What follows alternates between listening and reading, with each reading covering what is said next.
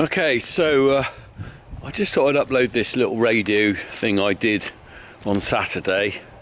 Radio Gloucestershire contacted me because there's been a load of Peta posters put up about plant-based milk around the area. I think this is a poster. So that poster, along with about 100 of them, were put around the country. That one was in Gloucester. I'm just getting the tractor, it's a bit cool, warmer in here. So Radio Gloucestershire contacted me and said, would I come on and talk about dairy farming after Peta had been on. I have to say I wasn't really in my comfort zone here. You can hear me spluttering here. I wasn't well. I was still under the weather. I wasn't in my comfort zone. I did sweat quite a lot. They asked me on about a Wednesday, and I said yes, and I thought I'm not backing out, but to be honest, it's not my comfort zone to be confrontational against these sort of people. They're not rational people, and of course I had no idea what they were going to say, so I had to sort of respond to where it went with what she said, and also what the presenter said and stuff. So I kind of like said some points afterwards. I thought there's a lot more I could have said or got right. This is I'm only putting on here the bits that was the Peta woman and myself. Now there was actually quite a bit of other stuff, and you need to go on to BBC Sounds, listen to Radio Gloucestershire on the Saturday morning. I think it was about 8:15 on, what's the date? You've still got time to look it up actually, if you want to listen to the whole programme. It was, do you know what? Let's have a look. So what is it? It was, the 8th of February, about 8:15. Caroline, I think it was Caroline, her name was, the presenter. Look it up. You can listen to my interview along with the bits that I haven't recorded and saved. There was quite a few people phoning in. There was also a really good, another farmer phoned in with some very valid points he made. And this is just the bit I did. So, did I get everything across that I wanted to say? No, I didn't. Is it my comfort zone to get involved with controversy and stuff? No, it's not. I realise I'm not that sort of guy, really. I'm sort of just... Maybe I'm too nice to have confrontation. It's not my comfort zone. So I kind of got involved with something that I wouldn't normally have agreed to, only because I knew the presenter a bit, and I kind of felt a bit like, oh yeah, okay, I'll do that. But actually, I think there's people out there to get involved in controversial subjects than me. Gareth Wyn Jones is the man. Right, anyway, if you want to listen to this, it's here anyway. All right, crack on. It's tough. Good morning to you. It's your Saturday breakfast show with Caroline here until 10. Then Andy Bennett takes over and will entertain you for the rest of the morning stroke afternoon. Now, we're going to be talking about milk on the show in just a bit, because the future of farming is vegan. That's at least the message from Peta on a poster that was recently displayed in Gloucester. Dairy farmers, it's time to move on. The future of farming is vegan. And we wondered what your thoughts are on this. When it comes to milk, do you go for plant-based or do you go for... No harm in giving it a go, is there? No harm at all. So there we go. They are the thoughts of some people that were out and about, well, the bells tolleth on Thursday of this week. Now, let's go and have a chat to Dr. Caris Bennett, who's the Senior Corporate Projects Manager at Peta. Good morning. Welcome to the show. Morning, Caroline. It's wonderful to be on. Well, it's nice to have you here. Now, the poster, as we heard there, it did divide opinion, but it got the discussion started, didn't it? Absolutely. I mean, the bell was tolling there in the background for the end of dairy. Dairy is doomed. There's less people drinking cow's milk than ever before, and frankly, drinking it is weird and it's cruel. Why? Tell us why. Well, in the dairy industry, female cows are repeatedly impregnated in order to have a baby, and then they produce milk, but their babies are torn away from them, and the BBC has exposed this as well in the documentary called The Dark Side of Dairy, which says it all. It's absolutely heartbreaking to see that happen. The baby calves are separated from their mother. Females can be kept in isolation in plastic hutches. They can't touch other calves. They can't get to their mother's warmth. Males can be shot in the head, or they're also held to be bred for their flesh. And after a few short years, the mother cows are sent to the slaughterhouse. And that's not even thinking about the environmental damage. You know, we're in a climate emergency, and cows are huge emitters of methane and other greenhouse gases. And the UK's rivers and waterways are being polluted by all the manure that comes from these very large bovine animals. So we really are encouraging everyone to switch to plant-based milks, and the farming industry needs to move towards vegan alternatives.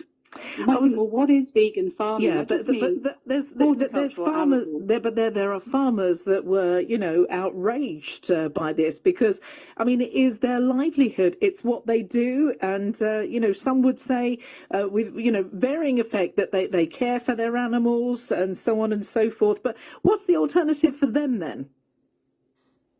Well, you know what? There's actually more and more farmers that are embracing the growing of crops for plant-based milks. There's one even in the Cotswolds that's producing oat milk. So they grow it locally and they're bottling it up and selling it in local shops. And, you know, oats are grown all over the UK and in Scotland. There's loads of different companies now growing that. And as society changes, as less people are drinking milk that belongs to cows and their babies, we're going to see farmers moving in that direction. And, you know, Peter is saying that we need government support for this. They've done it in Denmark, a country known for a huge number of pig farms. The government there is now subsidising farmers to move into plant-based farming. So please go to peter.org.uk and join our campaign urging governments to support farmers, because they do need support them to move into ethical and sustainable occupations. Now, are people making this change, switching milks, due to the health benefits or the ethics? We've heard you describe what happens with the cows. What are they basing their choice on? I think for a lot of people, it's the ethical reasons that really come to the fore. I mean, I mentioned how the baby calves are taken away from their mothers. But if you just see cows in the field, you can often notice that they're limping, they're struggling to walk along. And actually, in the dairy industry, a huge number of them are lame, 30%, and 40% of them have mastitis, which has infected udders. And actually, most cows are inside sheds in the winter. They're on concrete floors. 20% of dairy farms are now zero grazing. And a lot of people are really concerned that this intensification of the farming system is creating so much more suffering for the animals. I mean, they're killed just after a few years, at 5 or 6 years old, because their bodies are exhausted and worn out. Now, I know that you say that more and more people are moving over to, you know, plant-based products, but, you know, we're getting a lot of messages from people that they want dairy. They love milk. They want to carry on with what they're doing. So doesn't it come down to choice? Everybody has a choice. You can read all that you need to know about it. You can inform yourself, and then you make a decision based on, you know, what you feel. So it does come down to an individual's choice, does it not? Absolutely. I mean, I'm really glad that we're talking about it today and people can make an informed choice. But I'll say to everyone listening, a bit of a funny thing. Have a look in the mirror. Are you a baby cow? No? Then stop drinking bovine mammary secretions. Milk for baby cows is totally unnatural. When you think about it, it's totally weird and strange. And cow's milk actually contains allowable amounts of pus, urine, blood and feces. It's pretty gross as well. Do you think that cost plays a factor in this as well? Because, we know that there is a cost of living crisis. We know that there are people that are struggling at the moment, and it is more expensive, isn't it? Some of the plant-based brands. Well, if you go to some of the major supermarkets and choose their own brand products, they are price comparable or sometimes cheaper than cow's milk. And I'd say when you're thinking about cost, you've got to think about the bigger picture, like long-term health. And, cow's milk has been linked to an increased risk of breast cancer and heart disease. So, we're looking at people's future in the long term. And the NHS Eat Well Guide actually recommends plant-based milks as a great source of calcium. And they also contain protein and other essential vitamins. So, have a look at the bigger picture. What's going to be better in the long term for the animals, for your health, and for the environment? Okay, well, you know what? It'll be interesting to get people's thoughts on this morning, and I'm sure that we're going to hear from them. Thank you very much. That's Dr. Carrie Bennett, the Senior Corporate Project Manager at Peta. Now, we've got a lot of farmers that are getting in touch this morning. I am going to get to your messages in just a bit, all right? So if you've messaged in, I'm not ignoring you, but I do need to go and talk to Richard, and then I'll do your messages later. Richard Cornock is a dairy farmer near Watton Under Edge and joins me now. Good morning to you, Richard. Good morning. So, Richard, how do you respond to Carrie saying that female cows are abused? Oh, I mean, that's just a ridiculous thing to say, isn't it, really? I mean, the dairy industry is very, very regulated, actually. I can't sell my milk to anyone unless I'm farm assured, okay, which means I'm completely monitored right through the process of milk production and the animal's care. I have a herd health plan, which means that I make sure that the cattle are well looked after. We have a monthly regular vet visit to come and check to make sure everything's well with the animals, to keep on top of any health issues, because just like people, they get health issues. So there's a massive amount of care that goes into dairy farming, and to make it portray it as if we're some sort of horrible machine, if you like, is just completely false. It's just wrong. So, I mean, there's been a bit of a bit of alarm at the pus and urine that we can expect to find in our milk. So, what would you say to that? Well, I tell you what, I can tell you this. I had to laugh when I heard that, really. So I drink the milk straight from our bulk tank. So when we milk our cows, I put it in a bulk tank and it goes off to our milk buyer, and it goes through pasteurisation, all that stuff. But I don't even bother with that. I drink it straight from the tank raw. So if you honestly think that I would be drinking cups of pus and urine and stuff, that would just be laughable. I mean, to be honest, what you've got in a situation like this where they're making stuff up because they just don't know how to put people off drinking it. I've drank raw milk all my entire life, and it's a lovely thing to drink. I can tell you that now.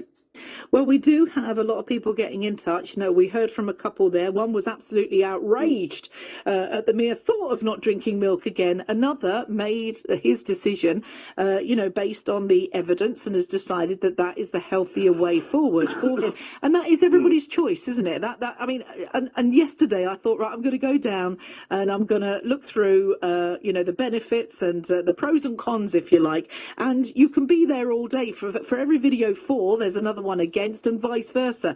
There's a lot of arguments for and against.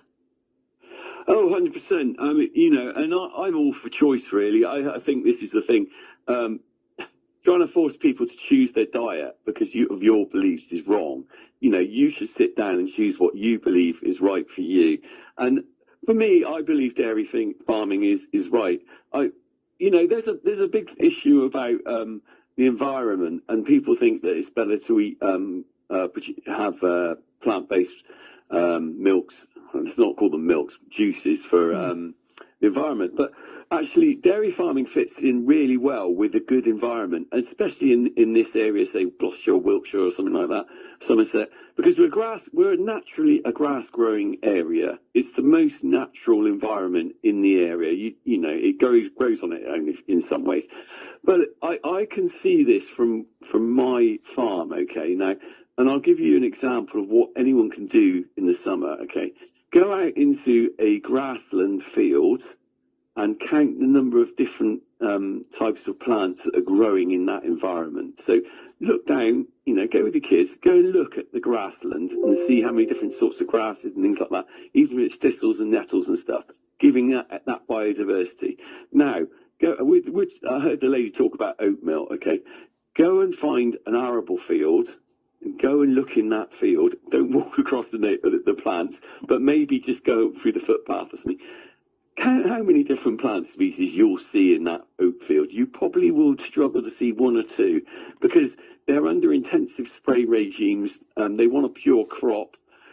Environmentally, the grassland is much better and more natural. And I'll give you an example of that. I grow a couple of hay meadows now. The hay is for our young stock in the to feed in the winter.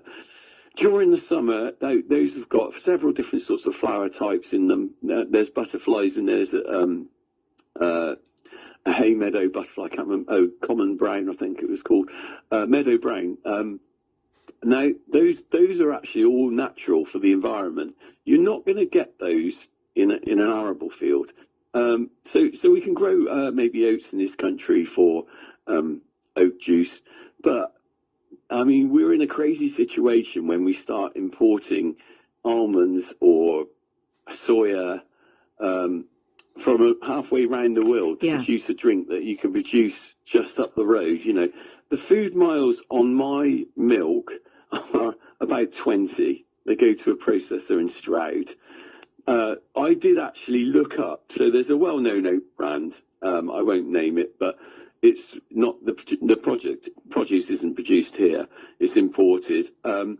26,000 food miles on all the ingredients that went into it, including the vitamins and the rape oil that goes in it from imported. It was just ridiculous. And sustainable wise, you need to be looking local, I think. There's some fantastic dairy farms in this country or in these counties that actually have milk stations. You can go to a milk station and buy the local milk, and you can chat to that farmer.